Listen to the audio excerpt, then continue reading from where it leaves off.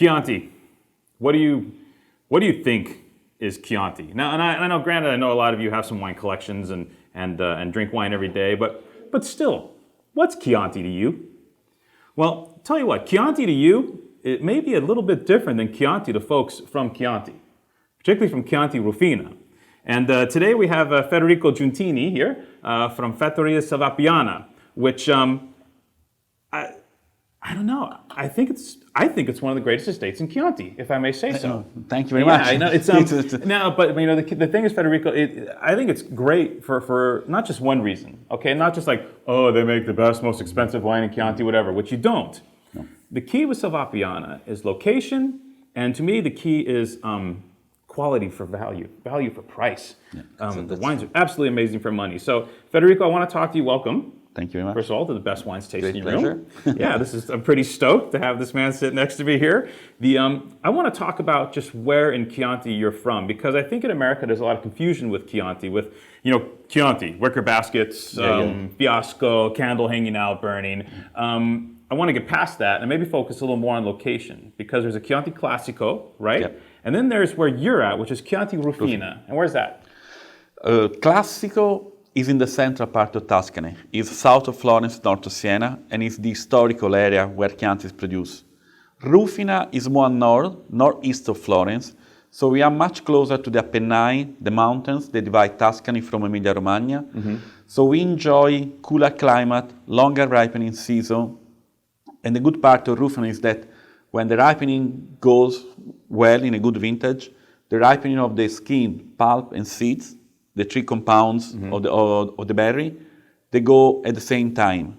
So we have a very perfectly ripening of the three compounds. So tannins normally are quite present in the Rufina wines, but they tend to be silky and high quality tannins. So the tannins are more substantial maybe in Rufina wines, but they're finer. They're very finer because we have these cold nights. Temperature daytime are not very high, and normally nighttime is half of what is during the day. So the ripening is very slow. Okay. It's an area that doesn't suffer dry and warm vintages. It's an area where we have to fight a lot with cooler vintages like 02 and 05. Mm-hmm, mm-hmm. Normal vintages like 07 days, warm vintage for Chianti and generally for Tuscany, didn't affect too much Rufina wines. They just gave us an extra fruit, an extra body, but the tannins are still very fine. Now, with this sense of balance, are the wines a little more prone to aging well? Rufina has 2 points. Very devoted to Sangiovese, very terroir wine, but also long-aging wine. We are an historical estate at Selvapiana. It's in our family since 1826, and we have all the vintages since 1947. Unfortunately, the vintages before 1947 were destroyed during World War II. Otherwise, we should have also them. And all the vintages are at least drinkable. Some of them are fantastic. Last year, we have released 78, 85 here in the United States. It was quite a success. Also because prices, also on the older vintages, were still very fine. It was not a way for us to make an extra money with the older vintages. It was just a way of making people aware of the quality of Rufina wines and the quality of Selvapiana wines in terms of aging. Yeah, it's a small club in the Rufina, huh? Is it a big area? It's a very small area. It's the smallest area of the entire Chianti appellation. Chianti has 7 appellations. Again, the most famous is Classico. Rufina is the smallest. Altogether, it's 7% of the entire Chianti, and we are 20 producers. One is quite well known worldwide because it's quite a big family. It's the Frescobaldi family, and they own 1/3 of our appellation. Wow. Then the rest of the producers are mid-size, like Selvapiana, from 40 to 70 hectares under vines. And then we have a group of very newcomers. They have from 5 to 15 hectares, very devoted to Sangiovese and very devoted to organic practice. We hope in the next short future to have all the Rufina as organic practice and to have something like a biodistretto or the Rufina appellation. Okay, I'm burning to ask you this question. Basically, you've been very fortunate in that, I think, if I'm not mistaken, you've had the same consulting enologist for 35 years? Yeah, Franco Bernabeu, it's like a big brother for me. He arrived at the property I was 10 years old. And now he's dealing with my son. He's 20 years old and he's studying university. So Franco Bernabeu, fortunately or unfortunately, is dealing with 3 generations of Giuntini at the same time. So no, it's a great friend. It's a great friend. And then he's very famous. Yeah. He was very famous. He's still very famous. But he is very honest to the properties where he worked. If you taste 3 of the most famous estates where he worked, Fontodi, Felsina, and Selvapiana, there couldn't be 3 different Sangiovese wine. So that's the best part of the story. Right. He's a complete rock star. He's very famous. He's fantastic. Yeah, you're so fortunate to have him. And I think it's a little known fact. There's a joke at Selvapiana. We always say that Franco started to work as a consular enologist at Selvapiana, and then he became famous and rich with Felsina, Fontodi, and all the others. But he's still a great friend. And honestly, it's quite lucky for us to work with him because he has such a great attention to every single details. Starting from fermentation, we check the wine, the mast and the young wine 4 times during the fermentation, more times during the aging. Before bottling, we do so many details. We don't add anything, but we just want to see that the wine could give us defects or problems in the aging. And also, we always ask, why you still work with the consular enologist?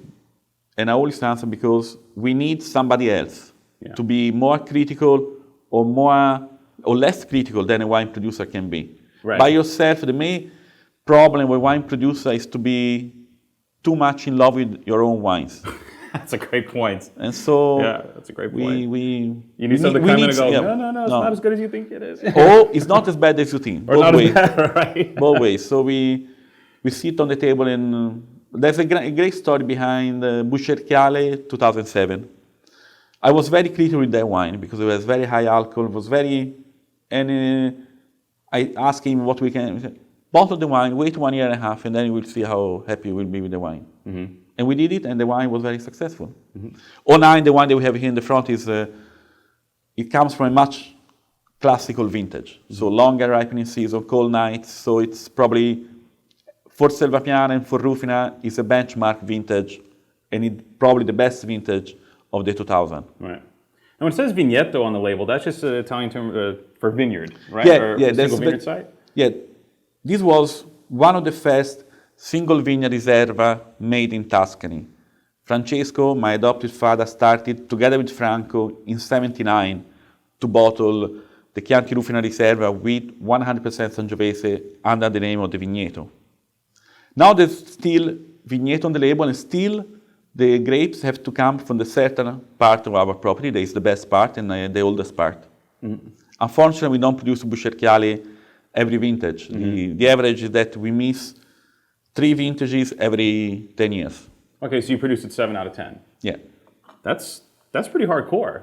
Actually, not everybody. No, when you see our bank accounts, that's a problem. I know. But it's better to do some more bottle in a great vintage like 09 than to make Buscerchiale in a weak vintage like 05 or 02.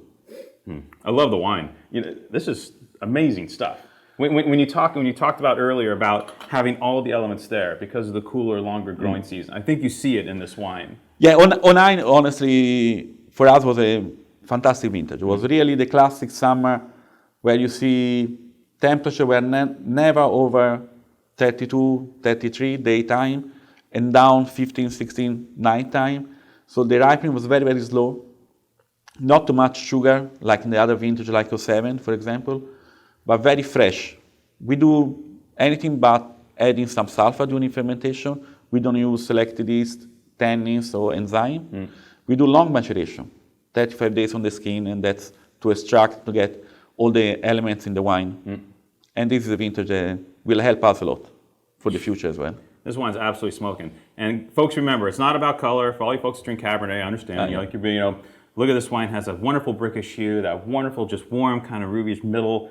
I mean, this is textbook balls out Sangiovese, man. Yeah, when we are in a good mood, the Rufina, we like to consider our Sangiovese a little bit like Pinot Noir. Yep, I'd say that. Okay, you killed it. What can I say? Thank you very much. Wine. Thanks for coming, Federico. Cheers. Cheers.